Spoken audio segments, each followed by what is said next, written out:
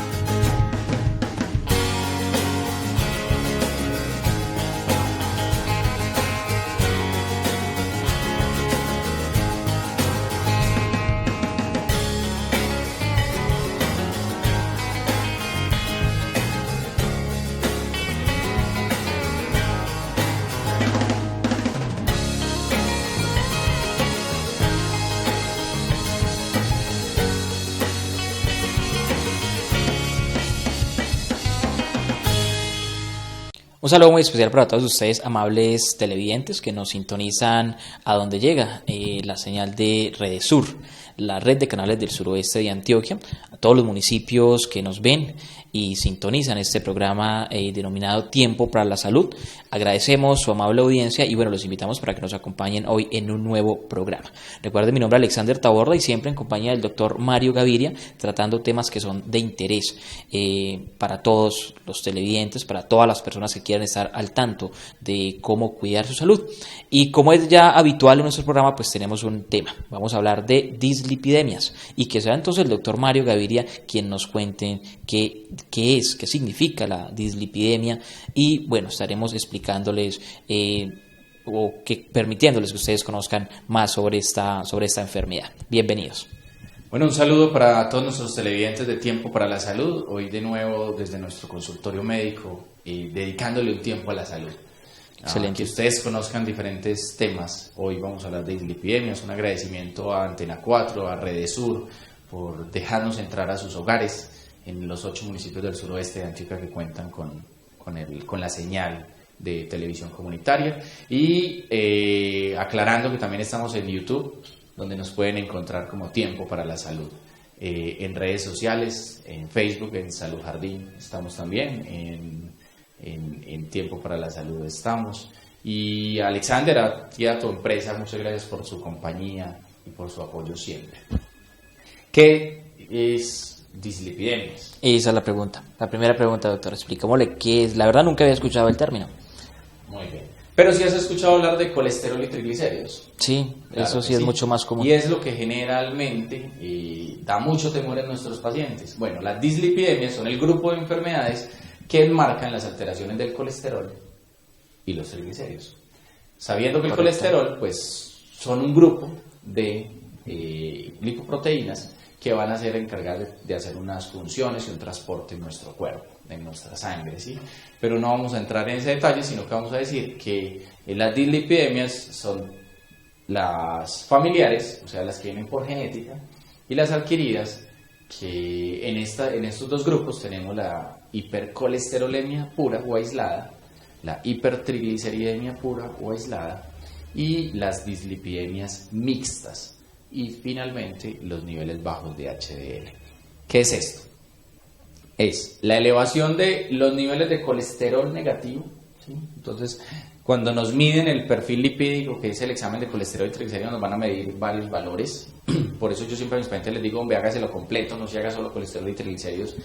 Nos miden varios valores. Colesterol total, que es la suma de colesterol HDL, que es el colesterol protector o colesterol bueno, colesterol LDL y VLDL, que es el colesterol negativo o malo, aunque no es malo totalmente, es malo después de determinado valor, antes de ese valor es bueno, obvio. Y los triglicéridos, esa es la medición completa, son 5 parámetros: total, HDL, VLDL, LDL y triglicéridos. Con eso el médico hace un diagnóstico. Entonces, si están elevados algunos de esos valores o están muy bajos, va a hacer referencia a la enfermedad. Ejemplo, está elevado el colesterol total, ¿Por qué está elevado? Está elevado porque se elevaron mucho los triglicéridos que hacen parte del grupo. Entonces ahí decimos que es una hipertrigliceridemia, o sea, se elevaron los triglicéridos. Está elevado el colesterol total, pero está elevado es porque se elevó el LDL y el VLDL. Ahí estamos hablando de una hipercolesterolemia, ¿sí? Y está elevado el colesterol total porque está elevado LDL, VLDL y triglicéridos. Ahí estamos hablando de una dislipidemia mixta, o sea, las dos características están elevadas.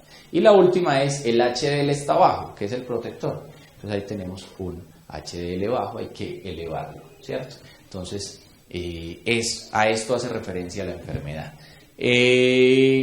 Más o menos la gente lo piensa así y es bueno ir interpretando o aclarando los términos. Son los niveles de nuestras grasas, ¿cierto? Entonces, es que he comido mucha grasa, he comido mucha harina, he comido mucho dulce. Sí, claro, no hago ejercicio, consumo mucho licor, fumo. ¿Eso qué va a llevar? A la elevación del colesterol y triglicéridos, que según el grupo que sea, va a tener unos factores de riesgo hacia desarrollo de otras enfermedades. Es importante aclararle al paciente que no todas las elevaciones generan síntomas, porque y no todos los mareos son por colesterol, ¿sí? Pueden haber diversas causas. Diversas causas, sí. Entonces, ¿cuáles son los síntomas típicos de la dislipidemia o de la elevación del colesterol y los triglicéridos? Entonces, lo más conocido, lo más común es mareo, dolor de cabeza, náuseas. Son los síntomas más comunes. Más frecuentes. Claro que sí. Siempre que tengo mareo, dolor de cabeza y náuseas, ¿tengo el colesterol elevado? No. La mayoría de las veces, no. La mayoría de las veces corresponde a otra enfermedad. Y siempre que tengo el colesterol y los triglicéridos elevados, ¿voy a tener mareo, dolor de cabeza y náuseas? No. La mayoría de las veces no voy a sentir nada. Esas dos cosas hay que aclararlas porque es muy común que por salir rápido de un paciente le dejemos creer que cualquier elevación en el colesterol y los triglicéridos es la culpable de sus dolencias o de sus quebrantos de salud. Y es muy frecuente hacerle creer a los pacientes que cada que vengan con dolorcito de cabeza, mareo y náuseas, entonces les vamos a hacer colesterol porque seguro es eso. No, no es así. Para los médicos hay que ser un poquito más amplios, para los pacientes hay que tener claro que el médico no solo debe buscar en este espacio. O sea, no solo debe hacer examen de colesterol y triglicéridos, hay que buscar por otros lados. De hecho, yo digo a mis pacientes, el estrés causa más dolor de cabeza, más mareo y náuseas que el colesterol. La presión alta o baja, el azúcar alta o baja, los problemas de tiroides, las anemias, el cansancio puede causar más esto que el colesterol. Entonces, eso para aclarar ahí un poquito el término, Alexander. Ok, perfecto. Bueno, doctor, ya teniendo claro entonces que las dislipidemias están asociadas pues, con las enfermedades que coloquialmente conocemos o que más conocemos, ¿cierto? Como los triglicéridos, el colesterol y esos problemas que pues, nuestros televidentes sí asocian pues mucho más, ¿cierto? Porque han oído más de ellos. Ahora sí hablemos entonces, doctor, de los síntomas. ¿Cuáles son como los síntomas y digámoslo, qué tipo de pacientes son los más propensos a padecer estas dislipidemias? Muy bien. En los síntomas, entonces, lo que te decía, es claro que sí pueden causar dolores de cabeza, es claro que pueden ocasionar mareo, náuseas, alteraciones en la visión, pitos en los oídos, pueden ayudar a que otras enfermedades se compliquen, ¿sí? Pero va a depender mucho de qué tan altos están los valores. Estar altos no es suficiente, deben estar muy altos para que se generen estas molestias. O sí, hay casos especiales donde el paciente es muy sensible y cualquier cosita la expresa, ¿sí? En el programa anterior hablamos de hipertensión, que la mayoría eran silenciosos, pero hay pacientes que sí sienten síntomas. ¿Quiénes tienen más factores de riesgo y quiénes tienen más probabilidad? Primero, el sedentarismo. Las personas que no hacen ejercicio. Exacto, las personas que no realizan ningún tipo de actividad física. Es que yo trabajo todo el día. Trabajo es una cosa, ejercicio es otra, actividad física es otra. ¿A quién le acepto yo ese concepto? Al campesino, que se levanta a las 6 de la mañana a trabajar duro. Y su trabajo exige de esfuerzo físico. 12 horas de las 24. Claro. Y las otras 12 horas está trabajando descansando. Pero aún así va a tener o puede tener valores altos. ¿Por qué? Porque viene el segundo factor de riesgo y los países somos excelentes en eso. El consumo de harinas, dulces y grasas. Vuelve y juega la alimentación. La alimentación es muy importante. Entonces, para mejorar el colesterol HDL, para que suba el HDL y bajen los otros, hay que consumir mucha fruta, mucha ensalada, muchos productos de vegetales verdes. Entonces eso nos va a ayudar bastante, ¿sí? Y aquí vuelve y entra el café. Entonces estas cosas van a disminuir los valores de colesterol negativo y van a aumentar los valores de colesterol positivo, o sea que nos van a aumentar el HDL, que es el colesterol cardioprotector, ¿sí? Sedentarismo, alimentación, cigarrillo.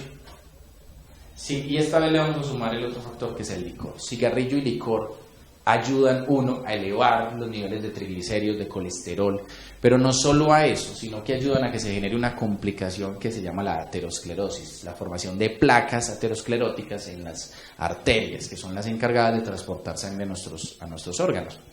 Estas placas, que se conforman de muchas cosas, entre ellas se conforman de acúmulos de estas sustancias. Entonces, esto va a llevar a futuro a problemas de irrigación a ese órgano o inclusive a infarto, ¿sí? Entonces, factor de riesgo importante y como siempre lo he dicho, hay que dejar de fumar. Ya todos mis televidentes y mis pacientes saben que soy enemigo número 1 del cigarrillo. Me molesta hasta que lo fume el vecino. Sin decir que soy enemigo de los fumadores, sí soy enemigo del consumo de cigarrillos. Del hábito, del mal hábito del tabaquismo. Y el licor hay que moderarlo.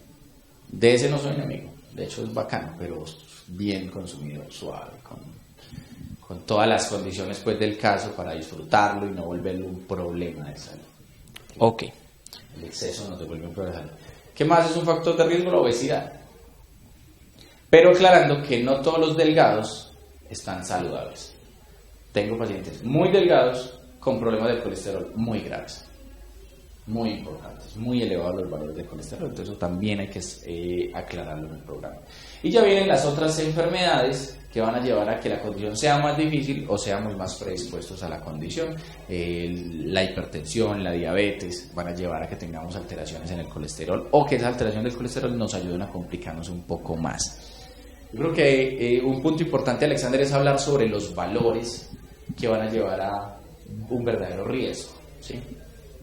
Y quiero aclarar los valores de los triglicéridos, porque es muy común ver pacientes con los triglicéridos un poco altos, un poco apenas, y ya con tratamientos de medicamentos. Entonces, el tratamiento de las dislipidemias, sobre todo de la hipertrigliceridemia, depende del valor que le encuentren al inicio y depende del paciente al que se le encuentre y depende de los síntomas. O sea que son varias cosas que tienen en cuenta antes de yo decir, te voy a mandar una pastillita para eso. Lo primero es el valor. Los triglicéridos idealmente deberían estar por debajo de 150. El médico, cuando lo encuentra entre 150 y 200, simplemente hace un llamado de atención, pero no manda ningún tratamiento. Cuando lo encuentra entre 200 y 500 o 400 para otros, hay dos grupos, dos tendencias, 200 a 400, 200 a 500, ahí hace un llamado de atención más importante y manda al paciente a hacer un tratamiento no farmacológico, o sea, sin medicamento. O sea, que le organiza un plan de alimentación, un plan de ejercicio, lo manda a nutrición, ¿sí? Y con eso normalmente el paciente se controla, sin necesidad de tomar pastillas. Cuando pasan de 400 o 500, les digo que cada clínico tendrá su preferencia, pero digamos de 400 para arriba, yo lo prefiero hacer de 500 para arriba, ya hay que combinar esa dieta y ejercicio con un medicamento. Y hay muchos tipos de medicamentos. El más conocido por nosotros, o el que más se usa, porque es el que está en el post, es el gemfibrosilo. Entender, uno, que el gemfibrosilo es bueno para bajar los triglicéridos, pero es un poquito malo para nuestro organismo, entonces hay que usarlo por corto tiempo idealmente y a dosis baja, no buscar dosis altas para salir más rápido del paciente, ¿no? Es mejor la dosis baja y por corto tiempo, pero hay otros, los fibratos, son mucho mejor tolerados por el paciente, hacen menos daño al organismo y son más eficientes, lo que pasa es que no los da el pozo. Y los tradicionales como la atorvastatina, que es más enfocada en la otra causa, que es el colesterol alto, no tanto los triglicéridos, pero también baja triglicéridos, se podría usar en su defecto, cuando no hay forma de conseguir el fibrato, cuando no quiero usar el enfibrosilo porque ya causó alguna molestia en mi paciente, entonces puedo usar atorvastatina, pero siempre acompañada de dieta y ejercicio. El 80% del éxito depende de la dieta y el ejercicio. Sin dieta y ejercicio no hacemos nada. Conclusión entonces, doctor, pareciera que la constante en el tratamiento de muchas enfermedades y las dislipidemias no son la excepción, es buenos hábitos alimenticios, tener un buen hábito de alimentación y también la realización de ejercicio. Pareciera que eso es como la constante, ¿cierto? Claro que sí, la actividad física. Es supremamente importante esa combinación y eso va a llevar a que muchos pacientes no necesiten muchos tratamientos. Alguna vez me pasó con un conductor que tenía niveles supremamente elevados y yo le dije, hermano, en este caso no te puedo dar chance, toca iniciar medicamentos. Y me dijo, no, doctor, yo soy juicioso. Y yo, pero eres conductor, tienes muy poco tiempo. Yo soy juicioso, déjeme la oportunidad. ¿Cuánto tiempo tengo para bajar? 3 meses. Yo en 3 meses le traigo los exámenes normales. En efecto, lo hizo. Se puso tan juicioso el hombre que bajó unos cuantos kilos, 4 o 5 kilos, pero lo mejor fue que trajo unos niveles de colesterol pasmarcados. Todo el perfil lipídico hermoso. Subió el HDL, bajó el LDL, bajó el VLDL, bajó los triglicéridos y por obvia razón bajó el valor de colesterol total. Una belleza. Entonces es una muestra de que no necesitamos pastillas siempre, solo necesitamos voluntad, dieta, ejercicio, buenos hábitos y con eso vamos a lograr gran éxito. Pero de todas maneras en los pacientes que tienen, por ejemplo, los triglicéridos más altos de 500, sí se aconseja el tratamiento porque son pacientes que tienen alto riesgo de generar una enfermedad que se llama la pancreatitis y otras, no vamos a anunciarlas hoy, pero sí es importante saber que cuando los valores superan los 500, algo pasa.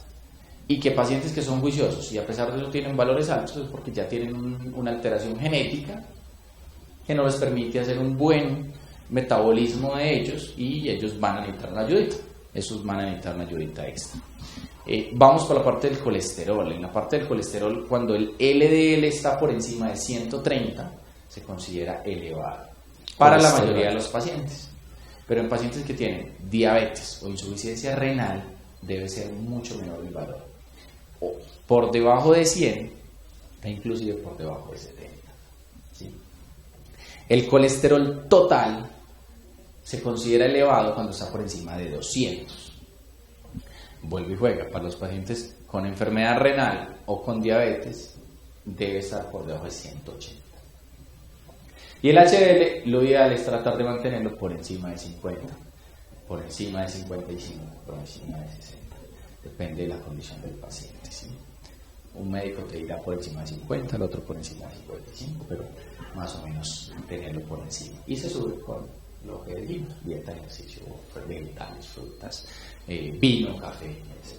Entonces son cosas que nos van a ayudar bastante a disminuir el riesgo cardiovascular. Finalmente, ¿eso en qué se traduce? Controlar esto, en que va a disminuir la probabilidad de tener enfermedad cardiovascular, va a disminuir el riesgo de tener aterosclerosis y que va a disminuir el riesgo de tener un infarto. Y no solo un infarto, por ejemplo, una pancreatitis también, ¿cierto? Entonces hay muchas cosas que van a ayudar a nuestro organismo controlando el colesterol y los triglicéridos. En cuanto al tratamiento de esta otra parte, pues lo tradicional es el uso de la lovastatina, pero los estudios clínicos no se han hecho con lovastatina y se considera que la lovastatina no sirve para nada o es muy poca la utilidad que tiene, para no exagerarnos pues en que no sirve para nada, que es mucho más efectiva y lo ha demostrado en los ensayos clínicos a nivel mundial la atorvastatina o las nuevas moléculas como la simvastatina, la rosuvastatina u otras que no las tenemos disponibles con facilidad en Colombia para la mayoría de los pacientes pobres que tenemos. Entonces ahí la recomendación es, hombre, no mandemos lovastatina, mandemos la atorvastatina al paciente. Es que no la da el POS. Hagamos un CTC o ahora ya hay un IPRES, es una página engorrosa pues que le toca a los médicos de EPS y hospitales hacer, pero entonces diligenciemos eso para que le den la atorvastatina o simplemente digámosle al paciente, hombre, cómprala, vale 10.000 por el mes, haz el esfuerzo por tomarte algo mejor. O sea, que este es otro caso donde se demuestra, digamos, lo nefasto del modelo de salud de nuestro país cada vez que la droga o el medicamento que demuestra ser mucho más eficiente o más efectivo en el tratamiento de la enfermedad no está disponible en el pozo. Alexander, es que eso lo sabemos todo, lo que pasa es que los médicos estamos durmiendo, estamos Nos quedamos como el camarón que se duerme, que nos llevó la corriente. Los médicos sabíamos que la ley 100 iba a ser mala, sabemos que es mala y sabemos que las modificaciones que ha tenido son malas. Y sabemos que la mayoría de los pacientes que fallecen en Colombia por enfermedades estaban falleciendo de enfermedades que tenían un tratamiento, pero no lo recibieron de forma adecuada o no lo recibieron a tiempo. Eso es lo que está pasando en Colombia. Padecimientos que la ciencia y el avance médico puede curar, puede tratar, puede atender, pero que nuestro modelo de salud bien financiado pero mal administrado impide que se le garantice un buen tratamiento, claro, sí, porque a aquí los está pacientes. claro que el sistema es malo, aquí está claro que el sistema está mal manejado, aquí está claro que hay corrupción y aquí está claro que la ciencia tiene avances que nuestro sistema no deja entrar. O sí deja entrar, pero para aquellos que tienen el dinero para pagar, pero no para la gran mayoría de los colombianos, no para el sistema de salud. Es un medicamento tan barato como una torvastatina porque no es caro y no lo dan. Te dan una lovastatina que vale prácticamente lo mismo. Digamos que la torvastatina vale 10.000 y la lovastatina 2.000, pues no tiene sentido negarle eso a un paciente cuando eso se va a traducir en calidad de atención, en disminución de complicaciones, disminución de riesgos y sobre todo en evitar que lleguen a enfermedades más graves, más costosas inclusive. O sea, es que el sistema es hasta poco inteligente. Si yo le doy el mejor medicamento a mi paciente, la probabilidad de que se me controle es más alta y la probabilidad de que me consulte con una complicación es más baja, o sea que me va a salir más barato finalmente. Porque si un paciente que se hospitaliza es caro, un paciente que tiene urgencias es caro, un paciente que se remite es caro, pero un paciente que está desde promoción y prevención controlado es muy barato, es muy costo efectivo para el sistema, ¿sí? Yo veía una declaración de un presidente de otro país, un expresidente de otro país, que decía que hacer inversión social es duro porque no hay un retorno. Ese retorno, pero hay que hacerla porque a largo plazo sí lo ves. Sí, el expresidente Correa de Ecuador, con el que comparto algunos criterios, me parece que hizo un buen trabajo, aunque faltaron cositas, pero hizo un excelente trabajo. Él decía, hombre, yo hice inversión en cosas que me iban a regresar la plata, pero también hice inversión social, porque la gente tiene derecho a una vivienda, tiene derecho a una educación de alta calidad. El conocimiento es un poder, ¿sí? Da poder adquisitivo, y la gente tiene derecho a acceso a salud. Entonces yo creé un gran hospital, o varios grandes hospitales, y un sistema bueno de atención. Uno funcional. ¿Y a esto qué te lleva? Que tu pueblo está sano, y si tu pueblo está sano, tu pueblo trabaja, produce, paga impuestos, ¿sí? Y eso va a generar un crecimiento económico. Lo que pasa es que estos gobiernos que hemos tenido nosotros en los últimos 30, 40, 200 años, creo yo, pero pongamos de los últimos 30 años, tienen mente estrecha, tan estrecha que hoy le meten el temor a la gente que el castrochavismo, ¿no? Estamos igual que Venezuela o peor en algunas condiciones, y en salud no es la excepción. Que aquí nos atiendan con plata no significa que estemos bien, porque nos deberían atender con la cédula. Así es. Con la cédula nos deberían atender. Y miren, cosas tan simples como un fenofibrato, un ciclofibrato, una torvastatina, y no la tenemos en el POS. No contamos con ella en el POS, es absurdo. Yo todos los días me quedo asombrado de las cosas absurdas que vemos, pacientes que llegan con padecimientos que se hubieran solucionado. Tengo un paciente que estaba en quimioterapia, iba bien, y de un momento se acabó el contrato con esa IPS, bueno, páselo por otro lado. No, es que no tenemos contrato con nadie más. El paciente ya lleva 4 meses esperando su quimioterapia, pues obvio la enfermedad cogió impulso y en este momento probablemente ya no hay nada por hacer. Es una cosa absurda, triste, desgarradora, ¿sí? Pero hoy nos siguen metiendo el cuento de que el problema son las FARC, de que el problema es el castrochavismo y de que los salvadores son los mismos con las mismas. Y qué pena hoy haber utilizado el programa para esto, pero pues mis pacientes y mi gente sabe cuál es mi tendencia política, y no hablo de un partido como tal, sino de mi tendencia como individuo, de mis creencias, de lo que yo considero que es mejor para la sociedad. Y lo mejor para la sociedad no es un proyectico de vivienda, lo mejor para la sociedad es mejorar el salario, mejorar el plan de salud, mejorar el plan de educación, mejorar las condiciones de subsidios al agro y a la industria, fortalecer nuestra producción nacional y así sí entrar a competir. Y hoy en salud, pues bueno, triste que el ministro de Salud tuvo cáncer, tuvo una excelente atención, pero no aprendió nada de eso. No es el caso de la mayoría de colombianos, lamentablemente. Sí, porque él no aprendió que él fue un privilegiado, y no hizo que todos los colombianos fuéramos privilegiados. La idea es, uy, fue pucha, esto es así de bravo. Venga, colombianos, les voy a mejorar el sistema de salud, voy a luchar con ustedes. Para que sea un derecho y no un privilegio, que como ya lo mencionó el doctor Mario, que bueno, si uno es un ministro o un presidente y se le detecta cáncer en menos de 24 horas, se le garantiza una atención de excelente calidad en el mejor hospital y si es necesario en el extranjero, ¿cierto? Pero la mayoría de mortales de colombianos, a quienes se les niega el derecho fundamental a la salud por cuenta del modelo de salud, pues bueno, esos corren una suerte, como ya lo acabo de mencionar el doctor, como ese paciente con cáncer, y bueno, es lamentable tener que mencionar este tipo de casos o este tipo de situaciones, pero es lo que pasa en nuestro país. No podemos en tiempo para la salud ser indiferentes frente a la enfermedad que padece, eso es lo tétrico, frente a la enfermedad que padece el modelo de salud en nuestro país, doctor Mario. Sí, claro, si solo habláramos de enfermedades, pues yo creo que tenemos que hablar de la enfermedad del sistema. La principal causa, ese sería otro factor de riesgo. Deberíamos mencionarlo en cada programa, doctor Mario, ya que pues tocamos el tema del modelo de salud. Ese es otro de los factores de riesgo en Colombia para que muchos problemas de salud empeoren, ¿cierto? Estamos hablando de dislipidemias. Pues bueno, otro factor de riesgo es el mal modelo de salud de nuestro país. Yo lo decía, de pronto no hay forma de cambiar el sistema de manera automática. Pero hay que ir apretando, obligar a las EPS a que paguen con la deuda que tienen con la red pública hospitalaria, sea un pago directo o indirecto, o pagan en plata o les expropiamos las propiedades que equivalgan al valor de lo que deben. Correcto. ¿Sí? Que es que eso es sano, ¿quién dijo que no? Es que si usted tiene una deuda con el banco y usted no paga, le quita la casa. Así es. ¿Por qué el sistema, bueno, Saludco debía tanto, pero tiene tantas cosas, listo, venga, entréguenos eso y punto. Nosotros a partir de ahora somos dueños, el Estado es dueño. Y así vas apretando y vas generando mejores condiciones y obligas a las EPS a que contraten con toda la red. No es que yo quiero contratar con no, es con toda la red, estás obligado. ¿Para qué? Para que el paciente, si aquí no hay citas, aquí sí. Que no sea que el paciente le digan, no, es que aquí hay citas para dentro de 6 meses. Ah, bueno, venga, no hay citas, deme con otro hospital. Ah, sí, tenemos los tenemos a todos.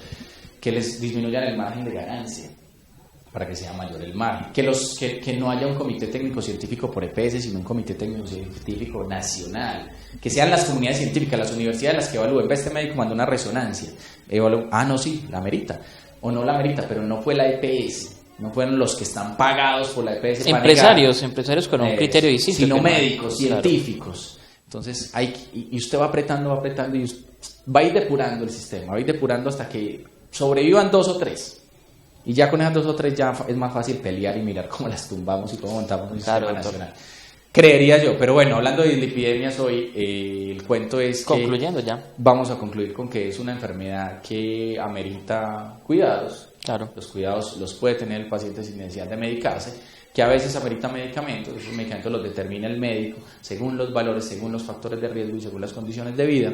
Y amerita un seguimiento que se hace trimestral. Hombre, tenías el colesterol alto, te hago el examen a los 3 meses a ver si ya se controló, a los 6 meses si ya se controló y al año si ya se controló. Y si ya se controló, pues simplemente ten una vida saludable y cada año te haces tus exámenes para estar muy tranquilos. Y finalmente, pues había que hacerle una cuña al problema del sistema, porque estamos en época preelectoral y es bueno que sepamos si vamos a votar de la misma manera que hemos votado, o sea, muy mal, o si empezamos a cambiar ese concepto. Vale, no hablamos de ningún partido, no hablamos de ningún candidato, pero sí hablamos de un mal sistema de salud y de un problema de los colombianos, y es no saber elegir, dejarnos comprar. Y bueno, en Tiempo para la Salud tenemos tiempo hasta para hablar de política. Un abrazo para todos mis televidentes, un agradecimiento a Redesur, a Telier, a nuestros patrocinadores Salud Integral y Empresarial del Suroeste, Salud Jardín, Droguería Los Farallones, y a todos nuestros amigos. Claro que sí, doctor Mario. Bueno, muchas gracias a ustedes, amables televidentes. Y los invitamos para que nos sintonicen en un nuevo programa. Hoy hablamos de dislipidemias y bueno, están ustedes invitados para que sigan acompañándonos en Tiempo para la Salud. Muchas gracias.